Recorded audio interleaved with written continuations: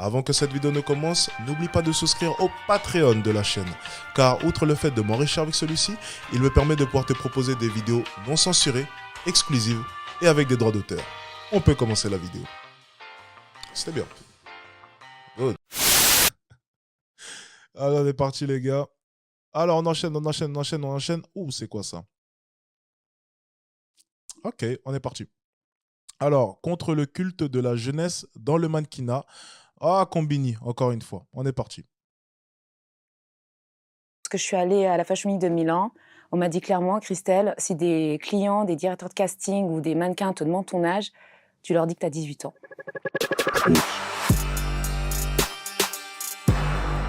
Pour vous, c'est peut-être anodin, c'est peut-être un détail, mais pour moi, avoir 31 ans, et vous le dire, c'est une étape, c'est une délivrance, c'est même un soulagement. Je mens au quotidien, tous les jours, quoi, à peu près tout le monde. Je pensais être la seule au départ, mais sur les 3 ans, j'ai 4 copines mannequins qui m'ont avoué avoir entre 28 et 31 ans, alors que tous les jours, elles disent qu'elles en ont 22. Moi, je comprends pas pourquoi, en fait, il faudrait avoir un certain âge pour devenir mannequin, sachant que moi, je travaille tous les jours. Je comprends pas. En ce moment,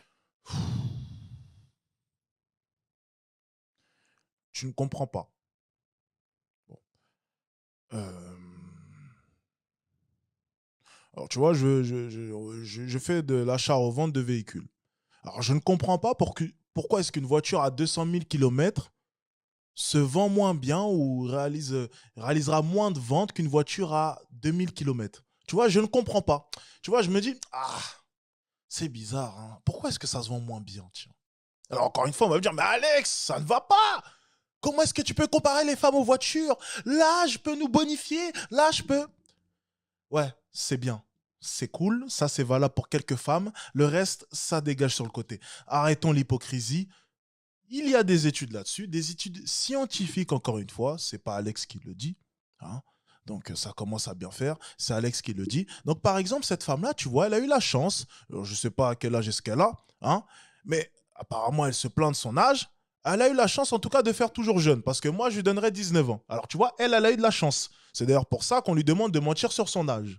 De ce que j'ai cru comprendre, excusez-moi. Mais ça, c'est pas le cas de toutes les femmes, hein. C'est une femme sur 100. Une femme sur 100. Dans le reste des cas, plus l'âge va avancer, plus ça va se voir.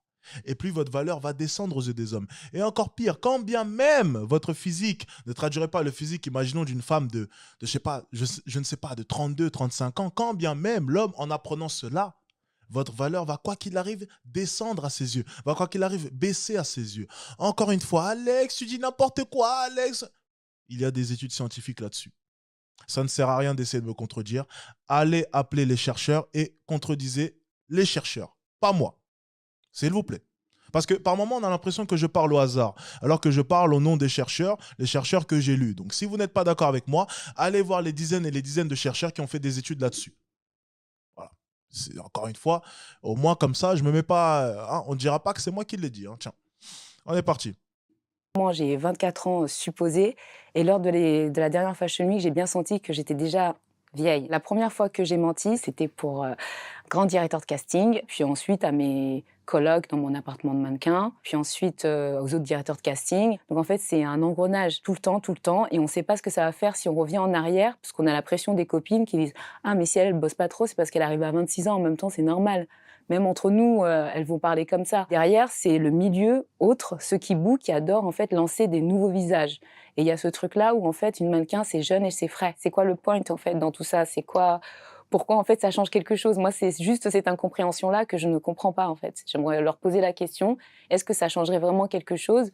Est-ce que vous aurez pris une autre décision si je vous avais dit que, voilà, à mon vrai âge, au lieu de vous mentir? Je suis née en 88, j'ai vécu pas mal de choses, dont la guerre au Rwanda. Encore une fois, c'est quand même incroyable ce qu'elle est en train de nous raconter là. Regarde, on va faire un retour en arrière, vous allez comprendre. C'est quand même. Allez, bon, allez. Regardez l'hypocrisie dans tout ce qu'elle nous raconte. Écoutez. Au visage. Et il y a ce truc-là où en fait une mannequin c'est jeune et c'est frais. C'est quoi le point en fait dans tout ça? C'est quoi? Pourquoi en fait ça change quelque chose? Moi c'est juste cette incompréhension-là que je ne comprends pas en fait. J'aimerais leur poser la question, est-ce que ça changerait vraiment quelque chose? Est-ce que vous aurez pris une autre décision si je vous avais dit que, voilà, à mon vrai âge, au lieu de vous mentir? Je suis née Alors, on va suivre sa logique, hein. Donc, elle est née en 88, c'est bien ça? Donc, elle doit avoir 22, ouais, bon, 40. Oula, oui. Non, non, non, ouf, j'ai une connerie, putain, j'allais dire une connerie, excusez-moi les gars. Elle doit avoir 34 ans, quelque chose comme ça. Ok, on va dire 33 ans. Et ce qu'elle est en train de nous dire, c'est elle ne comprend pas pourquoi est-ce que ça aurait changé quelque chose que les recruteurs soient au courant de cela. Alors encore une fois, il y a 10 femmes. Ok, tu as une agence de mannequinat. Bien. Tu veux recruter une mannequin, 10 une place pour 10 mannequins. Est-ce que tu vas être beaucoup plus tenté de prendre celle qui a dépassé la trentaine et qui, du coup, excusez-moi du terme, voit sa date de péremption arriver? Car oui, pour le mannequinat, je pense sincèrement qu'il y a une date de péremption et je ne pense même pas que ce soit 30 ans, je pense même que ça doit être de l'ordre de 28, 27 ans. Est-ce que, enfin, ça dépend du type de mannequinat, j'imagine. Là, je parle vraiment des défilés, ça doit être peut-être ça, hein, je me trompe, corrigez-moi. Ou bien vous allez prendre plutôt une jeune avec qui est-ce que vous allez pouvoir bosser sur une plus longue période. Donc, par exemple, une jeune qui pourra rester dans votre agence sur peut-être 10 ans. Tandis qu'une femme qui a la trentaine passée de son côté, on sait très bien que malheureusement, la fenêtre de tir est courte. Encore une fois, est-ce que c'est du déni? Est-ce que c'est se mentir à soi? Est-ce que c'est faire semblant de ne pas comprendre? Pourquoi est-ce qu'on prendrait une jeune plutôt que... Enfin, les gars, c'est même une chose qui s'applique au sport. Bien sûr que oui, on préfère prendre de nouvelles pousses. Lorsqu'on atteint 30 ans passés, forcément, on sera beaucoup moins privilégié plutôt qu'un jeune. Sauf si vraiment on a un talent, vraiment encore, on conserve encore ce talent, on a encore cette forme. Là, c'est totalement différent.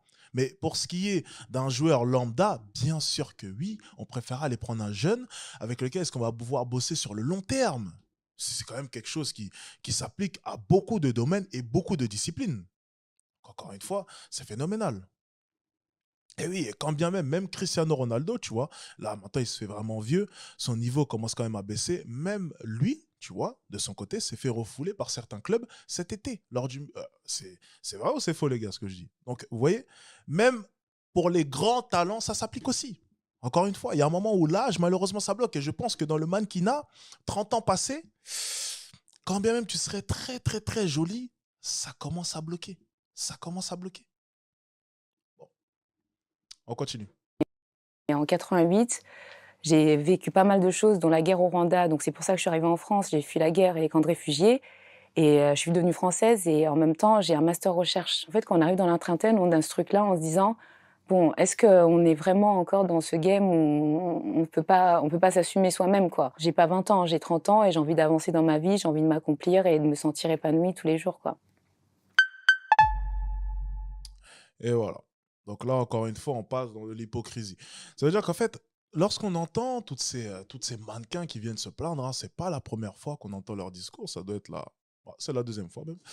Lorsqu'on entend leur discours, on a vraiment l'impression qu'elles ont un certain mépris, une certaine incompréhension pour toute cette industrie. Mais lorsqu'il s'agissait d'aller piocher dans les caisses de cette industrie, ça ne dérangeait personne. Ça ne dérangeait personne. Alors j'imagine que lorsqu'elle avait 20 ans, lorsqu'elle était comment est-ce qu'on dit l'expression que j'adore, hein, dans la fleur de l'âge, j'imagine que ça ne l'a dérangé aucunement, hein. La discrimination pour les plus vieilles, ça ne l'a dérangé aucunement. Mais le temps passe, la roue tourne et les rôles s'inversent. Et maintenant, elle ne comprend plus. Elle ne comprend pas pourquoi une telle discrimination. Mais lors de tes 20 ans, 21 ans, 22 ans, 23 ans, tu ne voyais pas toute cette discrimination? Tu ne t'en rendais pas compte? Si cette industrie te dérange tant que ça, pourquoi es-tu dedans? Pourquoi es-tu là? Pourquoi? Et lorsque tu sens ton heure arriver, les incompréhensions font surface. Moi, j'appelle ça de l'hypocrisie. Lorsqu'il fallait manger, hein, lorsqu'il fallait piocher dans les caisses, tu étais la première à venir te servir. Alors ne viens pas nous faire l'hypocrisie sur Combini. Je sais que Combini a l'habitude de mettre en avant n'importe quoi, mais à nous, on ne la fait pas.